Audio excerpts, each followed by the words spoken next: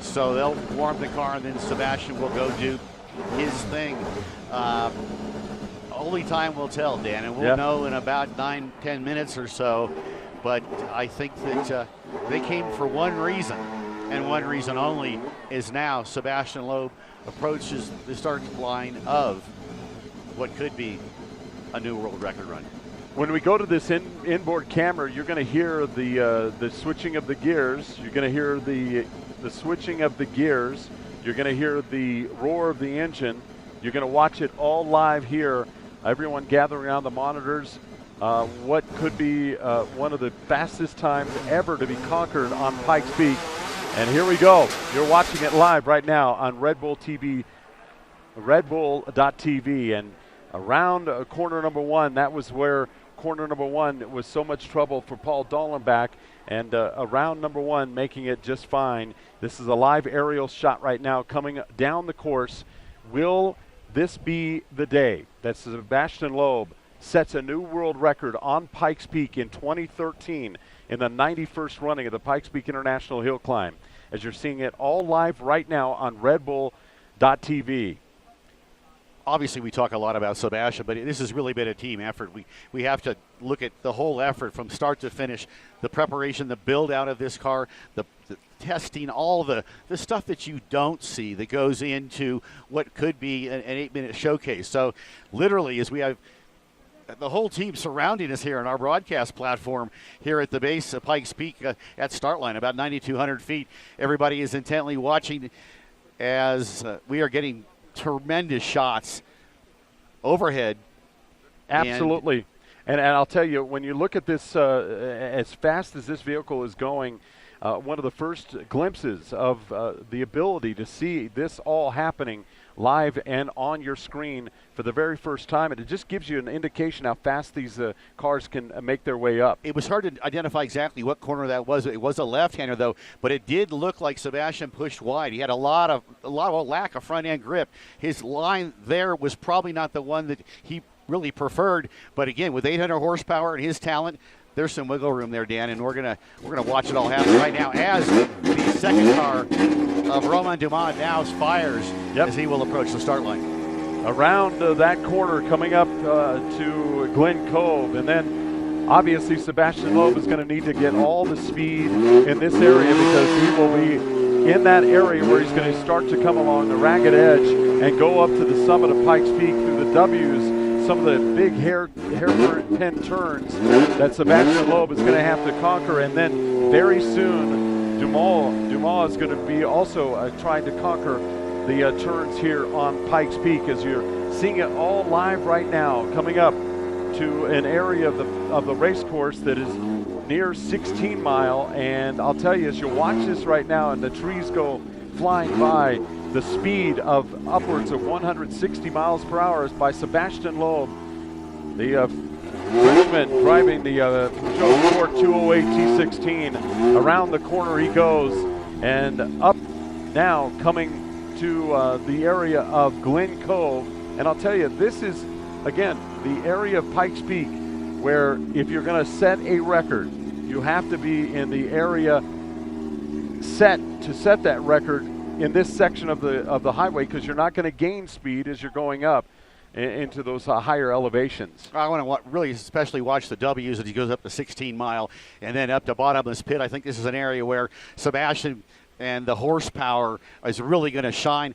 Danny, I tend to disagree with you a bit. I think the reason they've come with so much horsepower and the turbocharged application, you heard them short shifting it here off the start line.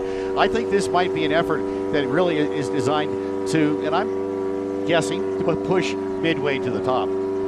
You're watching it live here on redbull.tv. Sebastian Loeb making his way up now, going past Glen Cove. He's going to be coming up to a ragged edge. This is going to be the first park. It's called Elk Park, and if you're watching and you have your maps out, you can see what's left for this, what Sebastian Loeb hopes to be a record-breaking and record-setting attempt. He's going to be coming up to ragged edge. You can see everybody. Is everybody excited about this run? Is there excitement in the air? There we go. There's excitement right now, and they're coming up Sebastian Loeb coming up to Ragged Edge right now.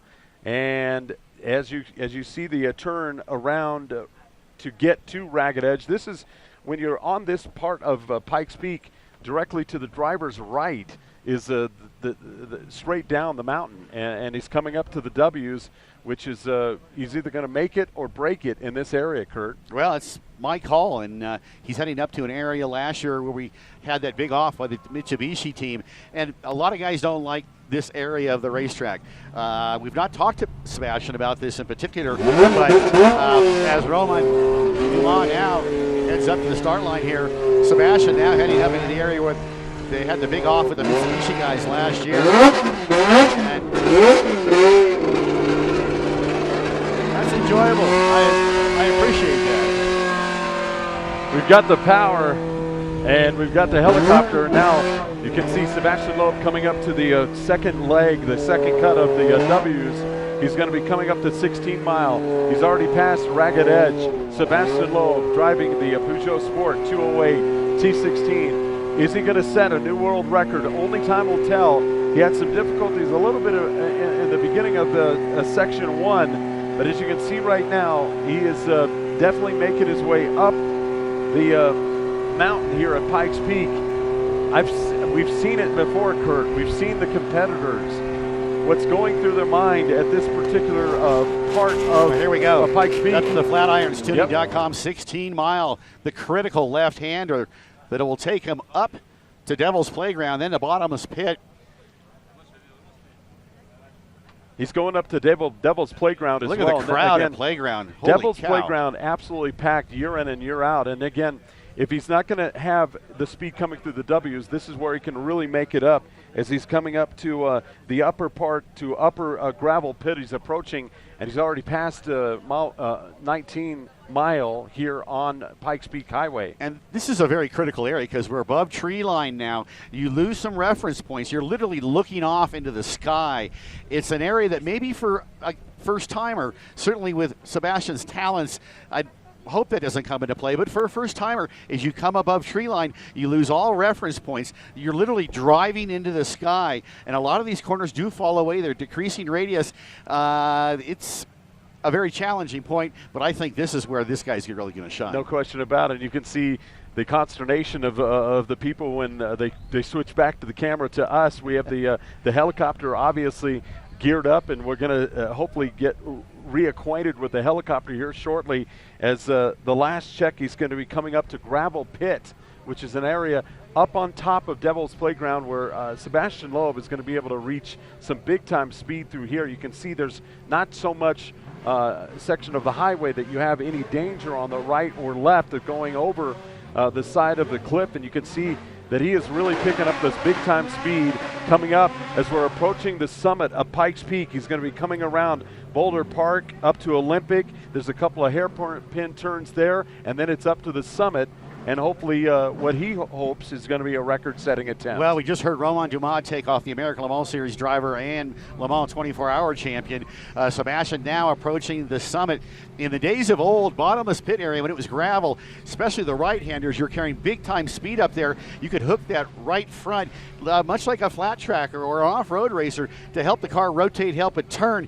Can't do that anymore. It's all paved, so different lines and a different time here at the Pikes Peak International Hill Climb. And I'll tell you, they got everybody lined up in the Unlimited, and there you see Sebastian Loeb making his way up to the finish line of the historic racetrack here at International Hill Climb. Sebastian Loeb is now crossed the finish line. Now we await to see what the time will be here in the 91st running of the Pikes Peak International Hill Climb. Will it be enough to set a new world record and be in the first time ever 8-minute club? Only time will tell.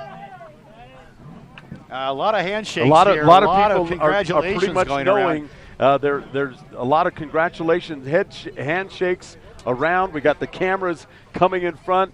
The Team Peugeot, they are excited beyond belief. Directly to my left, they know something, and they obviously feel the excitement has been accomplished and the goal has been reached But will it be enough to be in the 8-minute club? Well, I think a new world record could be a possibility. But I'm reading the faces here. There's a lot of excitement and a lot of handshaking and backslapping going on. We will get official